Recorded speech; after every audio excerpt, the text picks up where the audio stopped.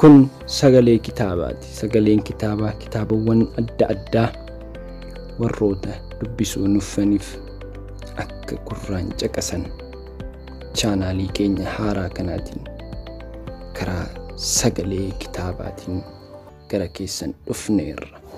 Kitaaba seenaa rirmi hin nyaatu.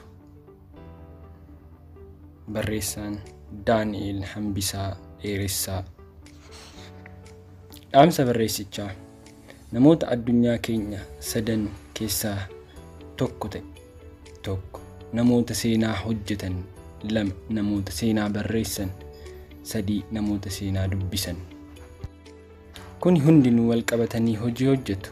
Sadanuu iddoo isaaniitti hojii isaaniif ta'u hojjetanii ijaa fi miilla kan addunyaan kun ittiin argituu fi ittiin adeemtu ta'u. Yoo seenaa dubbiste ejjennoo kee cimsatta, of beekta, ofitti boonta, isa dabe qajeelchita, isa qajeelaa immoo dhalootaaf dabarsita.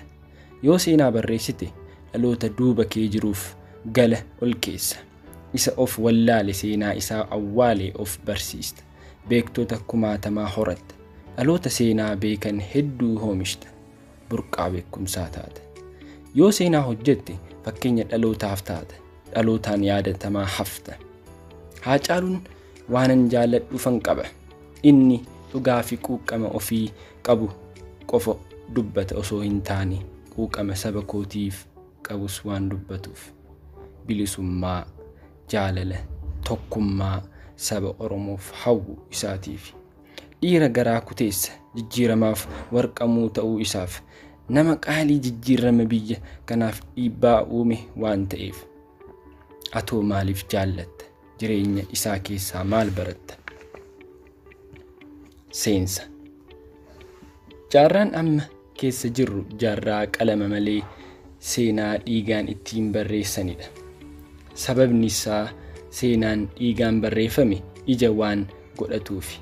Arrabni, qoraattii fi sammuu joonja'an jaarraa 21ffaa keessatti bakka hin qabu. Sababni isaa dubbii hadhaayaa afaanii waan namaa baasaniif. Uummanni Oromoo akkuma saba baay'ee bal'aa ta'e, goototni isaas akkuma kana baay'atu. Uummanni jalqabumaa irraa ka'ee uummata of danda'e of bulchuu baredha. Sirna gadaa adda addummaa kana garuu waan sarbameef, qe'ee isaas alagaan waan saamameef gabrummaa jalatti kufuu danda'eera. Bilisummaa isaa kana deeffachuudhaaf garuu yeroodhaa gara yerootti finciluudhaan sirna abbaa irree ofirraa cabsuudhaaf goototaa fi lubbuu kumaatamaan wareegeera. Yeroo warri adiin biyya kana weeraruuf dhuftes farda isaa fe'atee biyya kana bilisa baasuu keessatti shoora olaanaa taphateera. Ofii isaaf garuu utuu hin boqotiin hanga har'aatti aarsaa guddaa kaffalaa jira. Biyyi kun gootota ishee fayyadan hedduu galaafattee jirti. Gootota Oromoo bilisummaa uummanni kun mulqame deebisuudhaaf dhiiga isaanii dhangalaasanii lafee isaanii itti cabsanii lubbuu isaaniitti wareegan kumaatamaan lakkaawaman seenaan har'a isaan yaadata. Kitaabni kun xiyyeeffannoodhaan gooticha qaalii uummata Oromoo kan ta'e Haacaaluu Hundeessaa dabalatee gootota Oromoo Adwaa irratti seenaa galmeessanii fi hundeessitoota waldaa wal gargaarsa Maccaa fi Tuulamaa irratti xiyyeeffatee kan qophaa'edha. Sababni isaas kaayyoo koo sadiifi. Tokkoffaa, gooticha wareegamaa qaalii uummata Oromoo Haacaaluu Hundeessaa seenaa isaa tarree gootota Oromoo gurguddootti dabalee teechisuu waan barbaadeef. Sababni isaa dhaamsa isaa biyya koo falmee du'een Taaddasaa Birruu ta'a jedhee waan tureef. Lammaffaa, seenaa gootota Adwaa kitaaba kana keessatti barreessuu kan na barbaachiseef warreen Abashaa nutu caalaadhaan waggoota hedduudhaaf Adwaan keenya jedhanii gooticha Balaay Zallaqaa fi Abuna Phexros yookiin Magarsaa Badhaasaa keenya jedhanii waggoota 122f dhaaddachaa waan turaniif. Uummanni Oromoo biyya kana ijaaruu keessatti gahee tokko akka hin qabne godhanii ilaalaa waan turaniif.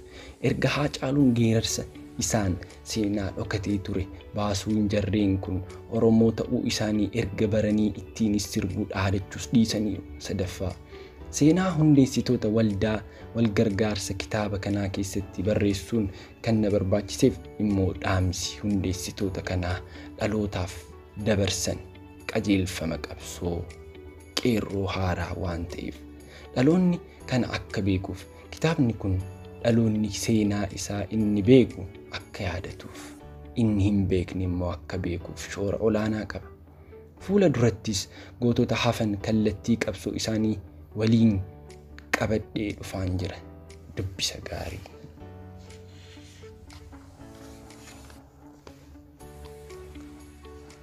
Artiist Haacaaluu Hundeessaa ani Oromoof qaaliidha. Seenaa Haacaaluu Hundeessaa Boonsaa Karchallee Amboo hanga galma Barkumee wallee fi qabsoo Haacaaluu Hundeessaa. Weellisaa Haacaaluu Hundeessaa kan dhalate abbaa isaa obbo Hundeessaa Boonsaa fi haadha isaa addee Guddattuu Horaa irraa bara 1976 naannoo Oromiyaa godina Shawaa Lixaa bakka wiirtuu qabsoo Oromoo kan taate magaalaa Ambootti dhalate. Handhuurri isaa awwaalamte. Haacaaluun maatii isaaf mucaa shanaffaa yoo ta'u, obboloota dhiiraa 6 fi obboleeyyan durbaa 4 qaba. Akkuma ijoollee Oromoo kamuu Haacaaluun maatii isaa loon tiksaa akka guddate dubbata. Umrii isaa mana barnootaa ga'een bara 1981 mana barumsaa Oddo Liiban sadarkaa tokkoffaatti barnoota isaa eegale. Mana barumsaa Oddo Liiban jechuun magaalaa Amboo keessaa ganda Dugwaajaa keessatti kan argamu yoo ta'u, bakka Haacaaluun itti dhalatedha. Barnoota isaa hanga kutaa 12tti achuma magaalaa Ambootti mana barumsaa sadarkaa lammaffaa Ambootti barate. Manni barumsaa sadarkaa lammaffaa kun Haacaaluudhaaf bakka bu'uura qabsoo ta'uu hiriyoonni isaanii dubbatu. Haacaaluun baay'inaan maatii isaa biratti kan guddate yoo ta'u, akaakayyuu isaa biras jiraateera. Akaakayyuun isaa waan jaallatuuf mana barumsaa dhihoo jiru dhiisee kan naannoo mana akaakayyuu isaa jirutti fagoo deemee barachaa ture. Gaaffiin Oromummaa keessa isaa kan finiinu Haacaaluun ijoollummaa isaa irraa eegalee wayyaanee wajjin kokkee wal qabaa guddate. Haacaaluun magaalaa Amboof olmaa guddaa qaba. Akkasumas uummata Oromoo fi darbees biyyattiif nama yeroo dhihoo keessatti beekamtii argachuun galata bara baraa siidaa hin jigne uummata biyyattii keessa nama qabudha. Magaalaan Amboo magaalaa Oromiyaa gara dhihaatti argamtudha. Magaalaan kun Finfinnee gara dhihaatti kiiloomeetirii 120 fagaattee kan argamtu yoo taatu, goota Oromoo kana biqilchitee guddisuu keessatti gahee olaanaa qabdi. Muuziqaan hiree ganama uumaa irraa kennamteef akka ta'e amana Haacaaluu Hundeessaa. Ijoollummaa kootii kaasee afaanni koo gabii hin qabu, inuman sirba jedha. Bakka dhaloota isaa magaalaa Ambootti jabbilee fi loon tiksee guddachuun isaa kennaa isaa akka cimsatu isa gargaareera. Ijoollummaa isaatii sirba Daawitee Mokonnon farda gurraacha lagarra kaachisan osoo wal jaalannuu wal nu nyaachisan jedhu afaan isaa keessaa akka buufanne hiriyoonni isaanii dubbatu. Ani saba kiyyaaf hanga wareegama lubbootiin yaada jedha Haacaaluun Hundeessaa. Hammuma na argan natti bu'uun anaaf waan haaraa miti jedha ture. Jireenya isaa keessatti Haacaaluun Hundeessaa weellisaa Daawitee Mokonnoniin akka dinqisiifatu kan himu Haacaaluun naannoo manneen barnootaa fi gumiiwwan keessatti sirbuu itti fufe. Abbaan isaa obbo Hundeessaa Boonsaa sirbuu isaa kana hin jaalanne. Haati isaa addee Guddattuu Horaa garuu gammadoo turan. Abbaan koo dooktarummaa fi piroofeesarummaa akka ta'u jaallata. Sirbituu mana hin godhattu alalee taati jechuun akka ani hin sirbine didaa ture jedha. Garuu hojiin ilmi isaanii hojjetu baasanii dubbachuu haa baataniyyuu malee akka isaan boosisu ni haasa'u turan. Inumayyuu ilmi isaanii hojii aartii keessatti bobba'ee jiraachuu isaa guutumaa guutuutti akka itti gammadoo ta'an kan jalqaba dubbatanii fi afaan baafatan gaafa inni sirba Wasanuu Diidoo isa jabbiloota koo yaa jabbiloota odaa jalaa kan nama nyaatuun nu keessa jira jedhee weellisee ture. Gaafa sirba kana sagalee ilma isaaniitiin dhagahan abbaan Haacaaluu yaa guddattuu ilmi kee reefuu sirbe jechuun gammachuu sirba ilma isaaniirraa argatan qoodanii fi akka turan himama. Abbaan Haacaaluu sirba kana yeroo gameessummaa isaaniitti dhaggeeffachaa waan turaniif ilma isaanii yaaddoo bara dargaggummaa isaan sagalee bareedaadhaan isaan yaadachiise. hidhaan qoraasuma dhiiraati. Namoota hedduu biratti maqaan Amboo gootummaadhaan ka'a. Gootummaa Amboof hedduu himameera, sirbameeras. Dhaloonni qe'ee sanaa bara dhufee darbu walabummaa fi walqixxummaan akka jiraatuuf mormii keessatti lubbuu isaanii dhabaniiru. Qaamatti hir'ataniiru. Dararamaa jabduu keessa darbaniiru. Kanaaf ammoo ragaan jiraataan tokko mana sirreessaa Karchalleedha. Namoonni baay'een gatii uummanni naannoo sanaa baasee Karchalleen Amboo haa dubbatu jechuun ibsu. Kanumaafis ta'uu hin oolu Haacaaluu Hundeessaa kan akkas jechuun geerari. Geerari naan jettu mee ka'ee geeraruree. Dhiirri geerareen quufne hidhaa Qaallittii jira.